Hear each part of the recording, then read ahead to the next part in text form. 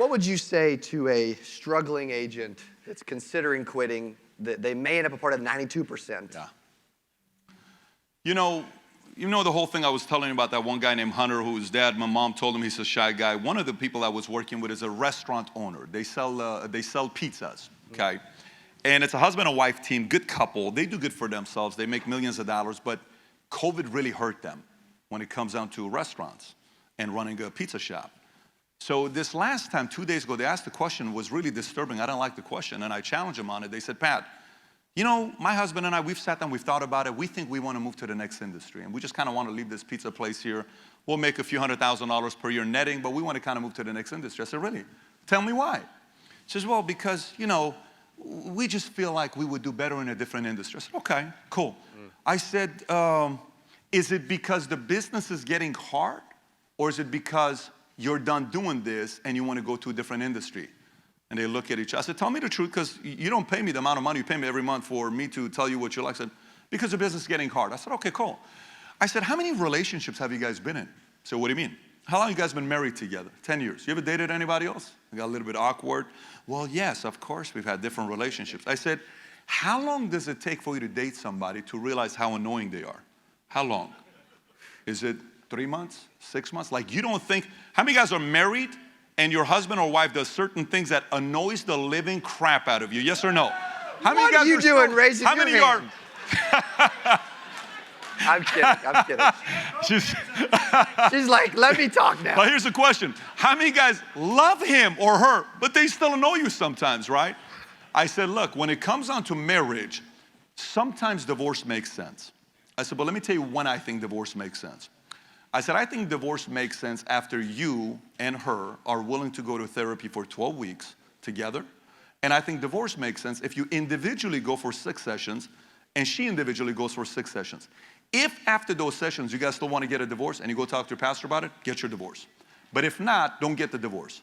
So what's your point? I said, I am officially your first meeting. You're not getting a divorce yet. In 12 months, if you still feel the same way, leave the industry. So the insurance agent that's struggling right now, listen, you may or may not know it. You're in an incredible industry, guys. I'm telling you, this is not easy. It's 5 years of absolute hell if you can make it through. Now, some of you are broke because you flat out are lazy and you know it. Some of you guys are not selling is because you've had $20,000, $30,000 sales and the first thing you did is go buy a Rolex. It's not how this business works. But some of you guys can make it, but it's just hard right now. My challenge to you is go 5 years. If it's hard, still nothing's happening, you're giving your best, then get a divorce, go to a different industry. But if not, if you stay patient, I cannot even tell you how the wildest dream you have, what can happen with you, your wife, your kids, those can become a reality with this business. There's so many people that are making outlandish money in this, and every one of them will tell you a moment where they almost gave up. So that's what I would say to the struggling agent. Yeah, that's good. That's good.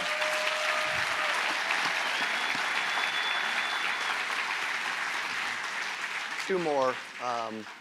How does someone recruit 15 to 20,000, whatever it is? It's a gigantic number of insurance agents over 12 years. Yeah, so one, I want everybody to know this. It's a business model. So every one of us has a different business model here. So for example, we're talking leads. How many of you get your clients on buying leads? Raise your hand if you buy leads, okay? How many of you guys do it based on Facebook ads? Who gets it on Facebook ads? How many of you guys get it on LinkedIn? Anybody gets it on LinkedIn? How many of you guys get it on Instagram? Who's Instagram? Okay, the point is there's many ways to make your money, right? Long time ago when I was at Morgan Stanley Dean Witter, we went to, instead of going to New York when 9/11 happened, we went to Mark Hopkins Hotel, San Francisco.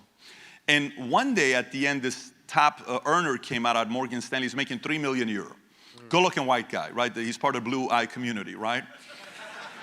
He's privileged, of course. So he comes up, and he gets up, and he gives this talk. He says, this is my house. This is my wife. You know, he has a beautiful wife just like you have a beautiful. He says, my wife. You know, this is my family. These are my kids. He shows beautiful kids.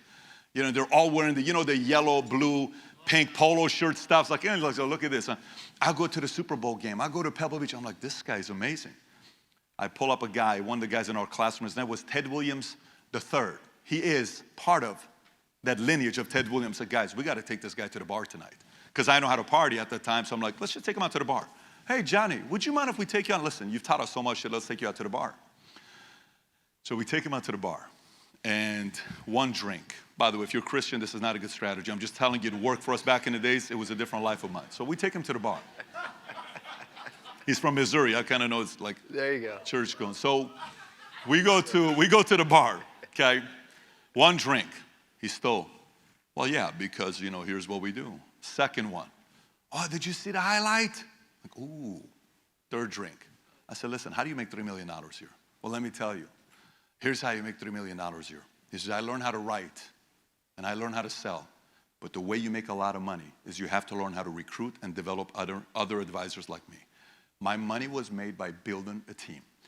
So that moment when he said that, I learned if I'm gonna leave, if I just sell, I'm limited. Eventually, I have to learn how to build an agency, whether it's 5, 10, 25, 100, it doesn't matter. You eventually need to be able to replicate and duplicate yourself. And obviously, we took it to a different level with 15,000 agents, but it starts with a system. So to answer your question for you, if there is no system where people can do things without even thinking about it, it's mathematically impossible. The whole thing is backed up on a system. Without it, it's not possible. Wow. Yeah. Unbelievable. That's so good. All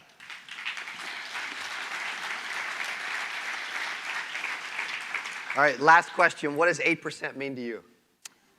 I think it's cream of the crop. I think you're willing to do what others are not willing to do. I think it's you giving your best where, where the other guy on a Friday night, has a 6 o'clock appointment. He reschedules it for next Tuesday. You do the 6 o'clock appointment and come back to the office and make 20 more calls, send a couple of cards, then you go out. You're willing to do that additional 2 or 3 appointments, make that additional 10 or 20 calls that very few are willing to do. Guys, I can tell you, Saturday nights, I'm 23 years old. And this is a time when I said I was 25 the last time I went to a club. And I said, don't call me again. I'm done going to clubs. But 23, I was still committed. So it's Saturday night, okay? It's Saturday night. We're at the office. It's me and a handful of guys. I said, guys, 40 more calls and then we go hit the clubs, okay? So like, come on, Pat. I gotta go change. I gotta shave. I gotta do my goatee. 40 more calls. So, God, let's make 40 more calls. Every time you book an appointment, write it on the wall, the client's name. Great. Making calls. I got one. Okay, calls. I did my 40. Everybody did their 40? Yeah. Let's go 10 more. No, bro, I'm not doing it. 10 more. Let's go 10 more. Guys, 10 more. What if the next client is the big $300,000 annuity? 10 more calls. No, Pat, I'm leaving. I got to go. My girl's calling me. Okay, you go. Out of the 5, 2 stuck around. So we make 10 more calls. Boom. 2 sticks around. You made your calls, I made my calls. Guys, 10 more calls. Bro, I'm not doing this. You do this every time. I'm not playing this game. 1 leaves, but there's 1 left. Yeah? Let's go. 10 more calls. We do our 10 calls. I have to be the last one. So I said, 10 more? No, I'm going to go. You go. I'm making that 10 call. That's 8% to me, man. Woo! That additional part. Woo! So. That's good. That's good. Unbelievable. Ladies and gentlemen, Patrick Bet-David. Appreciate you, buddy. Unreal.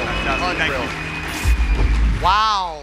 Hey, if you enjoyed this, I got another one you're going to love. It's right there. Click on it.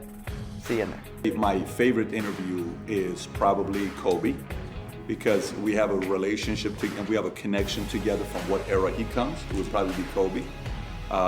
Then probably a couple of these mob stuff that I do and some of these military.